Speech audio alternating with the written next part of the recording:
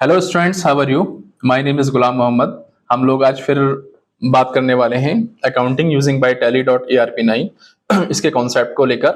ये हमारा अकाउंटिंग का लेक्चर नंबर 2 है। इससे पहले आपने लेक्चर नंबर 1 को स्टडी किया था। उसमें आपने कंप्यूटर जो हमारी अकाउंटिंग है उसके डेफिनेशन को समझा, अकाउंटिंग की रिक्वायर्ड कहाँ होती है उसको समझा, देन अकाउंटिंग को हम किस तरह से स्टार्ट करते हैं उसको समझा। तो देन ये सारी चीजें कंप्लीट करने के बाद में अब हम लेक्चर नंबर 2 पर आते हैं। आई होप दैट कि आपने जितने भी अकाउंटिंग के जो भी पॉइंट्स आपको लेक्चर नंबर 1 में एक्सप्लेन किए गए थे वो सारे ही टॉपिक आपने अच्छे से उनको स्टडी किया होगा। देन उनको स्टडी करने के बाद में तभी आपको लेक्चर नंबर 2 उसका समझ में आएगा। तो आइए हम लोग स्क्रीन पर चलते हैं। स्क्रीन पर जब हम जाकर देखते हैं तो हमारे पास प्रीवियस क्लास का एक लास्ट टॉपिक है advantage and disadvantage of accounting. ये मैंने आपके सामने इसलिए शो कराया है क्योंकि हमारे पास में लेक्चर नंबर 1 जो हमने कंप्लीट किया था उसकी जो एंडिंग थी वो हमारे advantage and disadvantage of accounting है। आप में से जितने भी लोगों ने अगर हमारा लेक्चर नंबर 1 अटेंड नहीं किया हो तो आप प्लीज वहां जाइए और लेक्चर नंबर 1 को उसको अटेंड कीजिए और देन उसके बाद में लेक्चर नंबर 2 पर कंटिन्यू कीजिए। देखिए, अकाउंटिंग का टैली का या टैली डॉट ARP9 है या बिजी है, किसी भी कॉन्सेप्ट को समझने के लिए उसका पहले फंडामेंटल को समझना कंपलसरी होता है। तो अभी जो हमारा चल रहा है वो हमारा थियोरेटिकल सेशन चल रहा है। इस थियोरेटिकल सेशन के बाद में हम लोग फिर प्रैक्टिकल पर बात करेंगे। प्रैक्टिकल से रिलेटेड जो भी मटेरियल होगा वो आपको दिया जाएगा। तो आइए टाइम को शॉर्ट करते हुए आगे चलते हैं। Advantage and disadvantage of accounting ये हमने लास्ट अपने लेक्चर में कंप्लीट किया था। इसके बाद आगे हम लोग चलते हैं। स्क्रीन पर हमारे सामने है व्हाट इज बुक कीपिंग। सबसे पहली चीज आती है बुक कीपिंग क्या होती है। आप लोगों को मैंने पहले भी बताया हुआ था कि बुक कीपिंग एक शॉर्ट 1 लाइन के क्वेश्चन में एक कुछ ही वर्ड्स में अगर हम बात करें तो बुक कीपिंग बेसिकली क्या होती है। देखिए, किसी भी टॉपिक पर अकाउंटिंग करने के लिए, टॉपिक मतलब जिसमें आपकी कैश इन्वॉल्व होती है, जिसमें आपका बैंक बैलेंस इन्वॉल्व होता है, उसमें अकाउंटिंग को मैनेज करने के लिए, उसमें अकाउंटिंग को मेंटेन करने के लिए आपको बुक कीपिंग फर्स्ट स्टेप को फॉलो करना पड़ता है। बुक कीपिंग, बुक और कीपिंग दोनों अलग अलग वर्ड हैं। आप स्क्रीन पर देख सकते हैं बुक और कीपिंग, एक वर्ड लिखा हुआ है लेकिन मैं इन दोनों वर्ड्स को अलग अलग बता रहा हूं आपको। एक बुक है और एक कीपिंग है। बुक का मतलब होता है कोई भी आपके पास नोट्स हैं, आपके पास में मटेरियल है, आपके पास में चीजें हैं, कुछ भी। और कीपिंग का मतलब होता है उनको सेव करके अपने पास रखना। तो उसे हम क्या बोलते हैं? बेसिकली बुक कीपिंग बोलते हैं। तो चलिए सबसे पहले हम इसकी डेफिनेशन को देख लेते हैं, क्या इसके डेफिनेशन है। आफ्टर दैट उस पर हम एक्सप्लेनेशन पर बात करेंगे। Book keeping is the process of recording your company's financial transaction. आपको एक बार मैं फिर बताता हुआ चलूं कि फाइनेंशियल ट्रांजेक्शंस किसे कहते हैं। हालांकि हमने लेक्चर नंबर 1 में काफी टाइम इसको एक्सप्लेन किया हुआ है। फाइनेंशियल ट्रांजेक्शन वो ट्रांजेक्शन कहलाते हैं जो भी आपके 1 अप्रैल से स्टार्ट होकर और 31 मार्च में जाकर फिनिश होते हैं, उनको हम कहते हैं फाइनेंशियल ट्रांजेक्शन। इस 1 ईयर के पीरियड में आपने जितना भी बिजनेस की डील की होगी, फॉर एग्जाम्पल जैसे आपने माल को खरीदा है, जैसे आपने माल को बेचा है, जैसे आपने एक्सपेंसेस को पे किया है, जैसे आपने इनकम को रिसीव किया है, ये जितनी भी डीलिंग आपने की, जितने भी ट्रांजेक्शंस आपने किए, जितने भी आपने सप्लायर से माल को खरीदा, जितने भी आपने रेटर्स को माल को बेचा, ये सारे ट्रांजेक्शंस जो हैं जो आपके 1 अप्रैल से लेकर और 31 मार्च के बीच में मेंटेन किए जाते हैं, उन्हें हम फाइनेंशियल ट्रांजेक्शन के नाम से जानते हैं। तो book keeping is the process of recording. देखिए, पहले ही वो आपको बता रहा है बुक कीपिंग क्या है। एक प्रोसेस है, एक प्रोसेस का नेम है जो आप काम कर रहे हो। क्या काम कर रहे हैं? Of recording your company's financial transaction into organized accounts on a daily basis. It can also refer to the different recording techniques business can use. Bookkeeping is an essential part of your accounting process for a few reasons. When you keep transactions record updated, you can generate accurate financial reports that helps measure business performance. Details record will also be handy and in the event of tax audit. देखिए, बहुत simple word में मैं आपको explain कर दूं। Book keeping दो चीजों का कॉम्बिनेशन है, 2 वर्ड्स का कॉम्बिनेशन है। Here are 2 words. Number 1, first one is book and second one is keeping. Book का मतलब होता है जिसके अंदर हमारे कुछ नोट्स लिखे होते हैं, जिसके अंदर हमारे कुछ टॉपिक्स लिखे होते हैं, जिसके अंदर हमारे कुछ पॉइंट्स लिखे होते हैं। ऐसे बिजनेस से रिलेटेड जितने भी ट्रांजैक्शंस होते हैं, उन ट्रांजैक्शंस को एक नोटबुक में लिखना, फिर उनको सेव करके रखना, इसी प्रोसेस को हमने क्या कहा? बुक कीपिंग कहा। Book keeping is a process in which you are recording, you are writing your financial transaction that are related to the business in your financial year, such as like purchase, sales, expenses और income like this। तो accounting करने के लिए first step आपको follow करना पड़ता है, और वो फर्स्ट स्टेप जो होता है हमारा, उसे ही हम क्या बोलते हैं? Book keeping. अगर हमने बुक कीपिंग का रिकॉर्ड नहीं बनाया होगा, अगर हमने बुक कीपिंग को नहीं किया होगा, तो उस कंडीशन में बेसिकली क्या होता है कि आप अकाउंटिंग भी नहीं कर पाएंगे। सपोज हमसे पूछा गया कि बताइए कि हमने टोटल माल कितने रुपए का खरीदा है, कितने रुपए का माल को बेचा है, तो हाउ टू जस्टिफाई दैट? हमारे पास तो डेटा है ही नहीं, हमारे पास तो कहीं रिकॉर्ड ही नहीं है। Whenever you have not record, then how to maintain your accounting? आप अकाउंटिंग को कैसे मेंटेन कर सकते हैं जबकि आपके पास में कोई किसी भी टाइप का कोई रिकॉर्ड है ही नहीं? तो इस कंडीशन में हमें अकाउंटिंग से पहले जिस चीज को मेंटेन करना पड़ता है, उसे हम क्या कहते हैं? Book keeping. Book keeping is the first step, book keeping is the first part, book keeping is an essential part of accounting.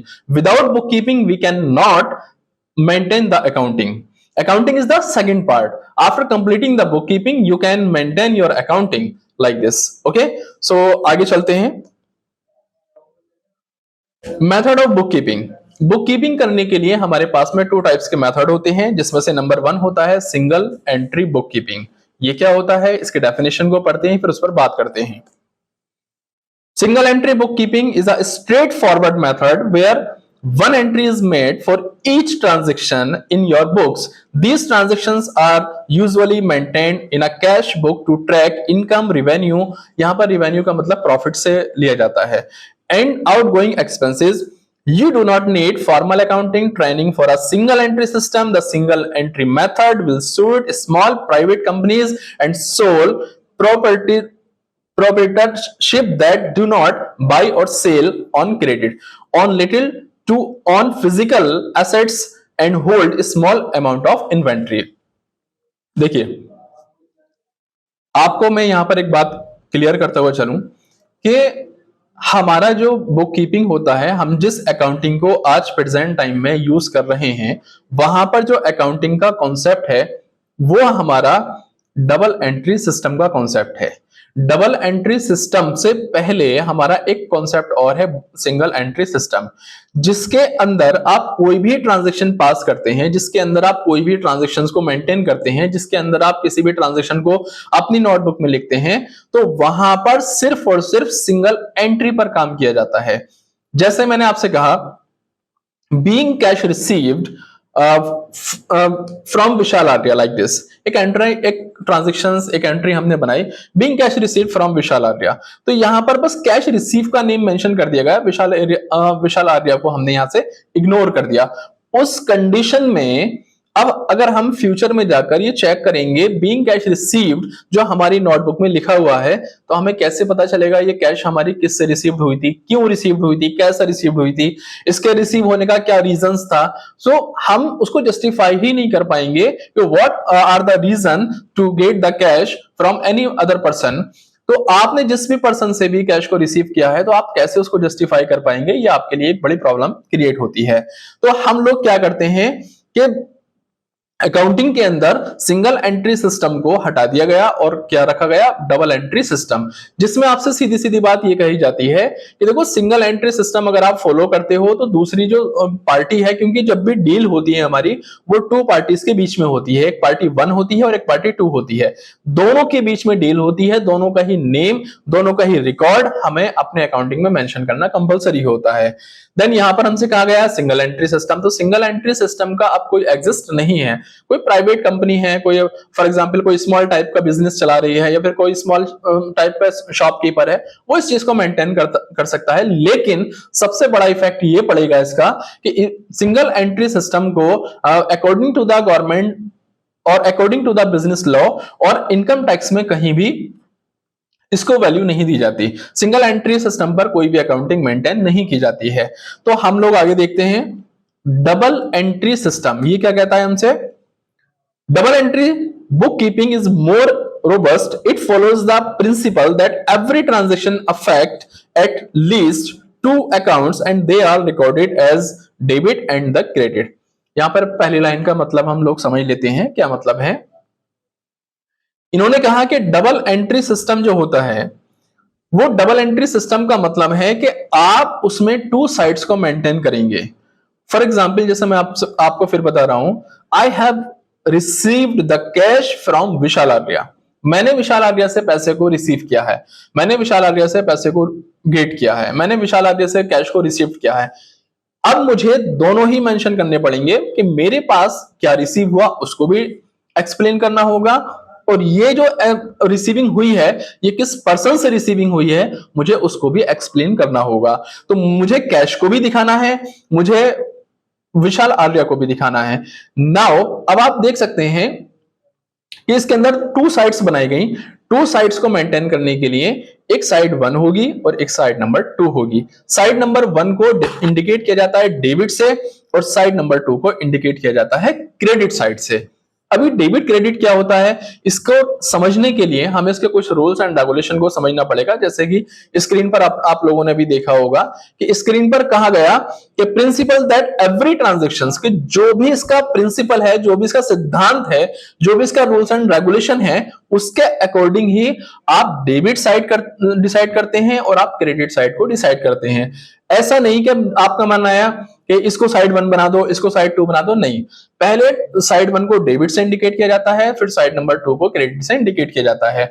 Always accounting में साइड नंबर 1 लिखी जाती है, देन साइड नंबर 2 को राइट किया जाता है। अभी साइड नंबर 1 साइड नंबर 2 को कैसे जस्टिफाई करते हैं इसको समझने के लिए हमें कुछ रूल्स एंड रेगुलेशन को समझना होगा। क्यों? क्योंकि बिजनेस में डिफरेंट डिफरेंट टाइप्स के ट्रांजैक्शन होते हैं। डील करने वाली कोई पार्टी भी हो सकती है, डील करने वाली कोई ऑर्गेनाइजेशन भी हो सकती है, डील करने वाली कोई कंपनी भी हो सकती है, डील करने वाली कोई सोसाइटी भी हो सकती है, डील करने वाली कोई कॉलेज या कैंपस या स्कूल भी हो सकता है। इसी तरह से हम लोग जब डेबिट और क्रेडिट कॉन्सेप्ट को समझना चाहते हैं तो डबल एंट्री सिस्टम के कुछ रूल्स एंड रेगुलेशन को भी समझना पड़ता है। वो हम अभी आगे टॉपिक में स्टडी करेंगे। आगे देखते हैं। For example if you make a sale, अगर आप सेल करते हो for $10, your cash account will be debit. अब ये यहां पर बताया गया कि आपका जो कैश अकाउंट है वो विल बी डेबिट होगा। तो यहां पर डेबिट तो होगा लेकिन हमारी समझ में ये बात नहीं आ रही कि डेबिट क्यों करना है। वो मैं आपको अभी बताऊंगा रूल्स एंड रेगुलेशन को पढ़ने के बाद में, और सारे कॉन्सेप्ट आपका इजीली क्लियर हो जाएगा। Your cash account will be debit for $10 and your sales account will be credited by the same amount. In the double entry system, the total credit must always equal the total debits. When this happens, your books are balanced. और इस तरह से हमारी जो books होती हैं उसमें double entry system को फॉलो करने के बाद में देन वहां पर हम लोग क्या करते हैं कि दोनों ही साइड्स को मेंटेन करके चलते हैं, दोनों साइड्स को इक्वल करके चलते हैं। तो डेबिट और क्रेडिट के कॉन्सेप्ट को समझने के लिए डबल एंट्री सिस्टम को फॉलो करते हुए हम अकाउंटिंग को कैसे मेंटेन करेंगे इसको समझने के लिए हम नेक्स्ट टॉपिक पर आते हैं, जिसके अंदर हमारे सामने एक छोटा सा एग्जांपल और मिला। Using the double entry method for bookkeeping make more sense if your business is large, public or buy and sell on credit. Enterprises often choose the double entry system because it leaves less room for error. In a way, it double check your books because each transaction is recorded as two matching but offsetting accounts. Double entry system को अगर आप follow करते हैं तो आपके error होने की जो पॉसिबिलिटी है वो भी थोड़ी सी कम हो जाती है। डबल एंट्री सिस्टम को अगर आप फॉलो करते हैं तो आपके जो दोनों चीजें होती हैं साइड 1 साइड 2 उसको भी अच्छे से मेंटेन किया जा सकता है। डबल एंट्री सिस्टम को अगर आप फॉलो करते हैं तो आपके जो अकाउंट्स की बुक है उसमें जो एरर है किसी भी टाइप्स की उनकी पॉसिबिलिटी कम हो जाती है। नाउ आगे आते हैं हम टाइप्स ऑफ अकाउंटिंग। ओके, तो डबल एंट्री सिस्टम के बाद में हमने अब आते हैं कि types of accounting. I hope that कि आप लोगों को डबल एंट्री सिस्टम का कॉन्सेप्ट समझ आ गया होगा। अगर इसको आप सिंपल लैंग्वेज में सुनना चाहते हैं या फिर इसको बोलना चाहते हैं या फिर इसको आंसर में रिप्लाई करना चाहते हैं तो आप बता सकते हैं। डबल एंट्री सिस्टम एक प्रोसेस होता है जिसके अंदर हम लोग अपने अकाउंट्स को टू साइड्स में मेंटेन करते हैं। एक साइड 1 होता है और एक साइड नंबर 2 होता है। क्योंकि साइड नंबर 1 और साइड नंबर 2 क्यों बताया गया? क्योंकि जब भी कोई बिजनेस के अंदर डील होती है, जब भी कोई फाइनेंशियल ट्रांजैक्शन होता है, देन उसके अंदर हम लोग क्या करते हैं, एक पार्टी वो है जो रिसीविंग कर रही है, एक पार्टी वो है जो माल को खरीद रही है, एक पार्टी वो है जो कैश को पे कर रही है, तो दूसरी पार्टी कैश को रिसीव करने वाली भी होगी, तो दूसरी पार्टी माल को बेचने वाली भी होगी, तो दूसरी पार्टी कैश को पे करने वाली भी होगी। इस तरह से हम लोग साइड 1 और साइड 2 दोनों को मेंटेन करते हैं। अगर ऐसे हमने मेंटेन नहीं किया तो हमारे अकाउंटिंग में एक प्रॉब्लम क्रिएट होती है। तो आज के प्रेजेंट टाइम में जो सबसे ज्यादा डबल सिस्टम फॉलो होता है वो डबल एंट्री सिस्टम पर ही काम किया जाता है। हर एक बिजनेस, चाहे वो स्मॉल लेवल का हो, चाहे वो टॉप लेवल का हो, चाहे वो मल्टीनेशनल कंपनी हो, एमएनसीज कंपनी हो, सभी तरह की जो अकाउंटिंग मेंटेन करती हैं वो डबल एंट्री सिस्टम को फॉलो करती हैं। Okay, so let's start new topic, जिसके अंदर हमारे बताया गया है टाइप्स ऑफ अकाउंटिंग। अकाउंटिंग हमारी बेसिकली कितने टाइप्स की होती है? तो इसके अंदर हम देखते हैं, एक होता है मैनेजरियल और मैनेजमेंट अकाउंटिंग। ये बहुत इंपॉर्टेंट पार्ट है।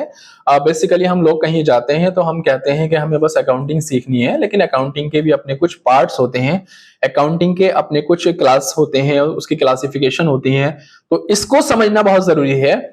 टाइप्स ऑफ अकाउंटिंग के अंदर सबसे पहला जो टॉपिक होता है मैनेजरियल और management accounting.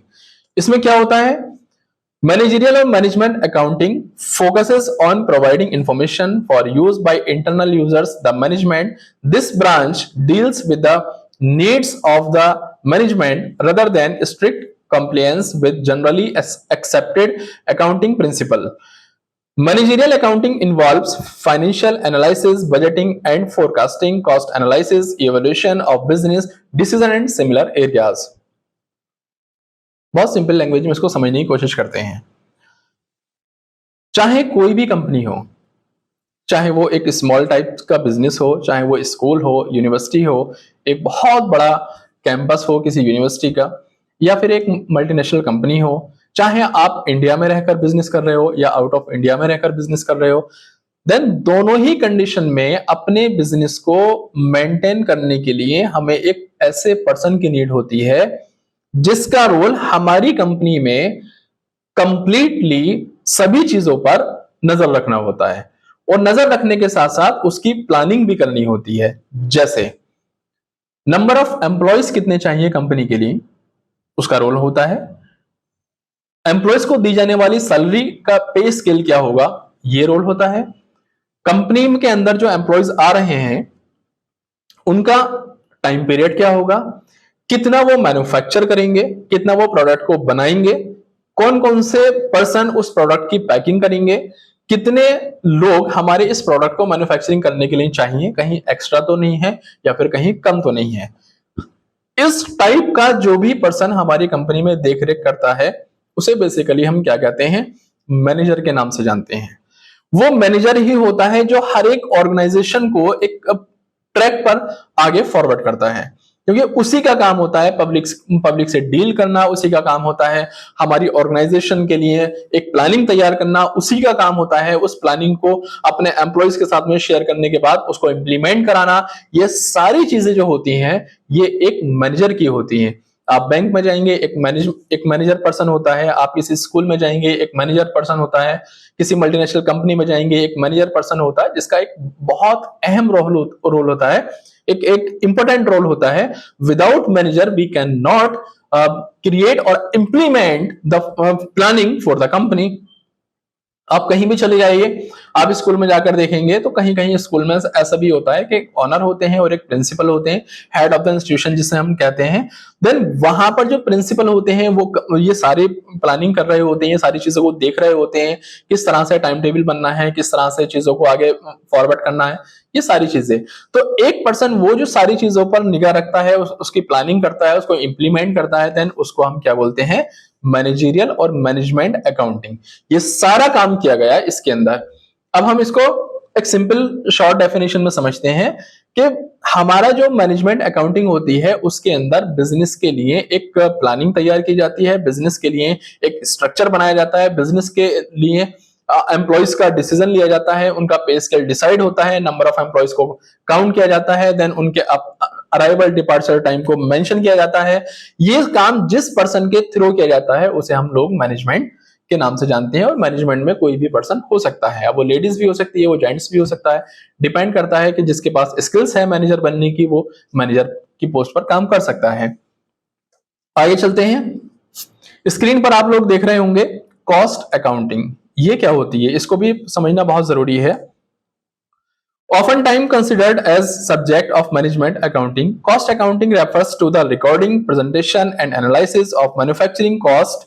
Cost accounting is very useful in manufacturing business since they have the most complicated costing process. आइए इसको समझते हैं। ये हमने डेफिनेशन को यहां पर स्टडी किया। इस डेफिनेशन को स्टडी करने के बाद एक छोटे से एग्जांपल लेते हैं जिसकी हेल्प से आप लोग समझ सकते हैं। सपोज कीजिए एक बिजनेसमैन है, उस बिजनेसमैन का नाम ए है, उसने फर्नीचर का अपना बिजनेस को स्टार्ट किया हुआ है। टॉप क्वालिटी का वो प्रोडक्ट बनाता है, टॉप क्वालिटी का फर्नीचर बनाता है। फर्नीचर के अंदर उसने एक बेड, एक सोफा, एक ड्रेसिंग टेबल, 3 आइटम्स रखे हुए हैं। उन 3 आइटम्स का पैकेज का जो प्राइस है उसने 1 लाख रुपए रखा हुआ है। देन ऐसा फर्नीचर, ऐसे क्वालिटी का फर्नीचर, ऐसे मटेरियल का फर्नीचर और कहीं नहीं मिलता है और बेस्ट क्वालिटी वो प्रोवाइड कर रहा है। नाउ कस्टमर उसके पास ऑटोमेटिकली आते हैं और 1 लाख रुपए पे करने के बाद तीनों आइटम अपने घर ले जाते हैं। आफ्टर सम टाइम क्या होता है, आफ्टर सम टाइम उसी के जैसा एक दूसरा बिजनेसमैन मार्केट में आता है जिसका नाम बी है, और बी ने ए वाले फर्नीचर, जैसे फर्नीचर ए ने मेंटेन किया हुआ था ऐसा ही बी ने भी एक बेड, एक सोफा, एक ड्रेसिंग टेबल प्लस एक स्टूल और एक डाइनिंग टेबल बी ने इंप्लीमेंट किए 5 आइटम्स। ए ने कितने किए थे 3 और बी ने कितने किए 5। बी ने जो 5 फर्नीचर के पॉइंट्स जो भी थे, उसके जो सामान था, उसके जो आइटम्स थे वो उसको इंप्लीमेंट कर दिए और उनकी जो वैल्यू रखी वो रखी 90,000 रुपीज। अब क्वालिटी की बात करें और ए और बी में क्वालिटी में कोई डिफरेंस नहीं। पॉइंट समझते रहिएगा ध्यान से। अगर हम उसके मटेरियल की बात करें तो ए और बी के मटेरियल में कोई डिफरेंस नहीं। अगर हम उसकी चमक धमक की बात करें, उसके फेमस, उसके रेपुटेशन की बात करें तो यहां पर ए और बी के फर्नीचर में कोई डिफरेंस नहीं। तो क्वालिटी में कोई डिफरेंस नहीं, मटेरियल में कोई डिफरेंस नहीं, प्लस ए के पास में 3 आइटम्स हैं तो बी के पास में 5 आइटम्स हैं। ए के पास में 1 लाख रुपए पैकेज है तो बी के पास में 90,000 रुपीज पैकेज है। अब मुझे बताइए कि कस्टमर कहां जाना पसंद करेगा। ऑटोमेटिकली आपका जो कस्टमर होगा वो बी की तरफ फॉरवर्ड हो जाएगा। बी ने कहा नहीं कि मेरे पास आओ, बी ने अपना एक बैनर लगाया, अपना एडवर्टीजमेंट किया और ऑटोमेटिकली लोग उसकी तरफ फॉरवर्ड हो गए। ए का बिजनेस ऑटोमेटिकली डाउन पोजीशन पर जाना शुरू हो जाएगा और एक टाइम ऐसा आ सकता है कि पूरी तरह से क्लोज भी हो जाए, क्योंकि इससे कम रेट में same material, same quality market में मिल रही है तो लोग बी की तरफ फॉरवर्ड हो गए। इसे कहते हैं कंपटीशन करना। ये जो कंपटीशन है ये हर बिजनेस में होता है। अपने आप को अगर आपको बनाए रखना है तो कंपटीशन को आपको बीट करना होगा, उसके कंपटीशन में आपको एक अच्छी चीज प्रोवाइड करनी होगी। तो देन अब ए के पास में क्या रास्ता है, सारे कस्टमर तो बी की तरफ चले गए। ए के पास क्या रास्ता है, ए के पास रास्ता ये है कि पहला रास्ता उसके पास ये है कि अपने बिजनेस को पूरी तरह से क्लोज कर दे और घर बैठ जाए कि भाई मुझसे बिजनेस करना नहीं आता। पहला काम है, पहला ऑप्शन है उसके पास में। दूसरा ऑप्शन उसके पास ये है कि वो किसी भी तरह से, किसी भी कोशिश करके ना अपने प्राइस को कम करे। पहली चीज प्राइस को कम करे, ये उसके सामने चैलेंज है। दूसरा चैलेंज उसके सामने ये है कि नंबर ऑफ आइटम्स को इंक्रीज करना। There are 2 types of challenge, उसके सामने 2 तरह के चैलेंज प्रेजेंट हो गए। एक तो उसको प्राइस को कम करना है, दूसरा उसके आइटम्स को इंक्रीज, नंबर ऑफ आइटम को इंक्रीज करना है। ये जब 2 चीजें मेंटेन हो गई तो अब ए के सामने थोड़ी परेशानी बन जाती है। तो ए क्या करेगा, अब ए तलाश करेगा एक ऐसे पर्सन को जो ए के बिजनेस में होने वाले एक्स्ट्रा एक्सपेंसेस को कम करे और माल में आने वाली कॉस्ट को, उसकी लागत को कम किया जाए। ये सारी चीजें मेंटेन करने का, ये सारी चीजें कंट्रोल करने का जो काम जिस पर्सन के थ्रू किया जाएगा उसे कहते हैं कॉस्ट अकाउंटेंट। और कॉस्ट अकाउंटिंग के अंदर जो चीजें हैं वो माल की लागत को कम करना, माल की कॉस्ट को कम करना, देन बिजनेस में होने वाले एक्स्ट्रा एक्सपेंसेस को कम करना, ये सारी चीजों को प्रोसेस में फॉलो किया जाता है। तो उसका काम, कॉस्ट अकाउंटेंट का काम सिर्फ यही होता है कि कैसे भी करके कॉस्ट ऑफ गुड्स को कम किया जाए और एक्स्ट्रा एक्सपेंसेस को लेस किया जाए, ताकि रेवेन्यू जनरेट किया जा सके, ताकि प्रॉफिट जनरेट किया जा सके, मार्केट में अपने आप को बनाया जा सके। अगर ऐसा नहीं करते हैं तो एक बिजनेस ऑटोमेटिकली बंद हो जाएगा। तो हर एक मल्टीनेशनल कंपनी या फिर एक मैन्युफैक्चरिंग करने वाली कंपनी एक कॉस्ट अकाउंटेंट को भी हायर करती है, जिसका काम होता है बिजनेस में होने वाले एक्सपेंसेस पर अपनी निगाह रखना, उसके लिए एक प्लानिंग तैयार करना, उसके लिए एक सिस्टम तैयार करना कि जिसमें एक्स्ट्रा एक्सपेंसेस को कम किया जा सके और हम ज्यादा से ज्यादा प्रॉफिट को अर्न कर सकें। तो इस तरह से समझ में आया कॉस्ट अकाउंटेंट। इसके बाद में हम लोग आते हैं, तो स्क्रीन पर आप देख सकते हैं फाइनेंशियल अकाउंटिंग। हमारे सामने है फाइनेंशियल अकाउंटिंग। अब ये हमसे क्या कहता है? ये कहता है financial accounting involves recording and classifying business transactions and preparing and presenting financial statement to be used by internal और external users। ये बहुत इंपॉर्टेंट पॉइंट है।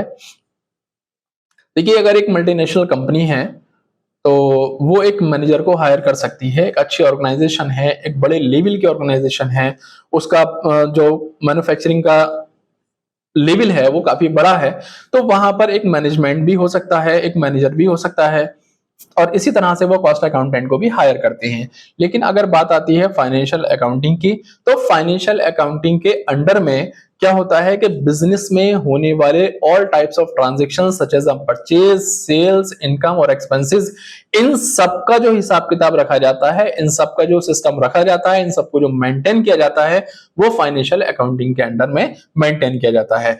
Financial accounting is a process in which you are recording all types of transactions that are related to your business such as income, expenses or sales, purchase like this। तो यहां पर employees की salary को पे करना, expenses को पे करना, इनकम को रिसीव करना और बिजनेस में होने वाले ऑल टाइप्स एक्सपेंसेस और इनकम और आपके सेल और परचेस को रिसीव करना, इन सारी चीजों को मेंटेन करने के लिए हम जिस सिस्टम को फॉलो करते हैं उसे फाइनेंशियल अकाउंटेंट कहते हैं। फाइनेंशियल अकाउंटेंट का काम होता है अकाउंटिंग को मेंटेन करना, और उसके थ्रू जो अकाउंटिंग मेंटेन की गई उसे फाइनेंशियल अकाउंटिंग कहते हैं। तो बेसिकली आप लोगों को इतना समझ में आया कि अकाउंटिंग हमारी 3 टाइप्स की होती है। एक मैनेजमेंट अकाउंटिंग होती है, एक कॉस्ट अकाउंटिंग होती है और एक आपकी फाइनेंशियल अकाउंटिंग होती है। इस टॉपिक में हम लोग जो पढ़ रहे हैं, हमारा जो लेक्चर नंबर 1 है और जो लेक्चर नंबर 2 है, वो दोनों ही लेक्चर हमारे रिलेटेड हैं किससे? फाइनेंशियल अकाउंटिंग से। आगे भी हम रूल्स एंड रेगुलेशन जो स्टडी करेंगे वो फाइनेंशियल अकाउंटिंग के ही रहेंगे। तो ये जो हमारा कोर्स है वो रिलेटेड है हमारी फाइनेंशियल अकाउंटिंग से। ओके स्टूडेंट्स, तो आप लोगों को समझ में आया कि किस तरह से चीजें मेंटेन होती हैं। अच्छा, आगे हम बात करते हैं what is double entry accounting system. ये हमारे सामने फिर निकल कर आया कि डबल एंट्री सिस्टम का हम किस तरह से और कैसे यूज कर सकते हैं। Double entry system book keeping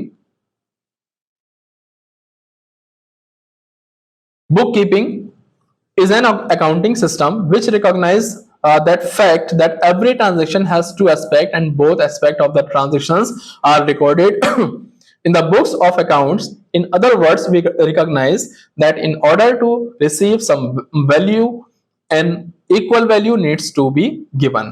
अभी हमने इससे पहले भी डबल एंट्री सिस्टम के बारे में बात की और साथ ही साथ में हमने टाइप्स ऑफ अकाउंटिंग के बारे में बात की।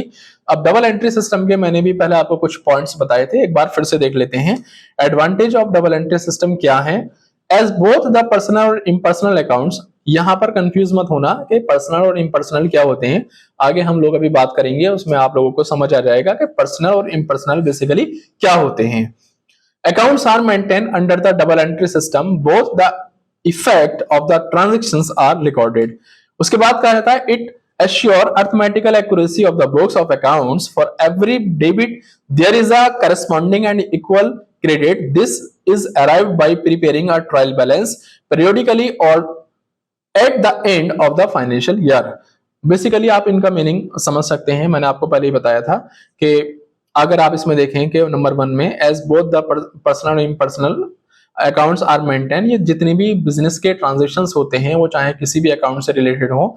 अकाउंट्स को मैं आपको बताता हुआ चलूं कि एक पर्सनल होता है, एक हमारा रियल होता है और एक नॉमिनल होता है, जिसकी बात हम नेक्स्ट लेक्चर में कंप्लीट करेंगे। तो it assures arithmetical accuracy of the books. Double entry system करने से हमारी जो एरर होती हैं, हमारी जो एरर की पॉसिबिलिटी होती है वो रिड्यूस हो जाती है, वो लेस हो जाती है, जिसकी हेल्प से हम चीजों को अच्छे से मेंटेन कर पाते हैं। Prevents and minimize fraud. Frauds can be even detected early.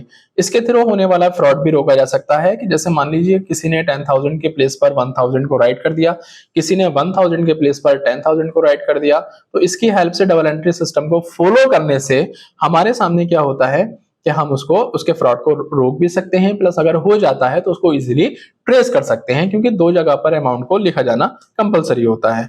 Errors can be checked and rectified easily. Errors को इजिली फाइंड आउट किया जा सकता है और साथ ही साथ में उसको रेक्टिफाई यानी कि सॉल्व भी किया जा सकता है। The outstanding balance of receivable and payables are determined easily since the personal accounts are maintained। इसके अंदर जितने भी आउटस्टैंडिंग बैलेंस होते हैं, आउटस्टैंडिंग बैलेंस के बारे में आप लोग समझ लीजिए।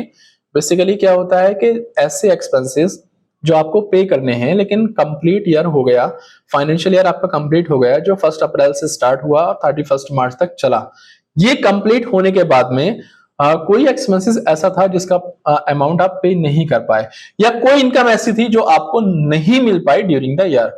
आफ्टर कंप्लीटिंग द ईयर जो भी एक्सपेंसेस होते हैं, जो भी आपकी इनकम होती हैं, तो उनको आउटस्टैंडिंग वाली कैटेगरी में रख दिया जाता है ताकि वो नेक्स्ट ईयर में उनको एडजस्टमेंट के साथ में किया जा सके। तो बेसिकली दो चीजें होती हैं, एक आउटस्टैंडिंग होती है, एक प्रीपेड होती है।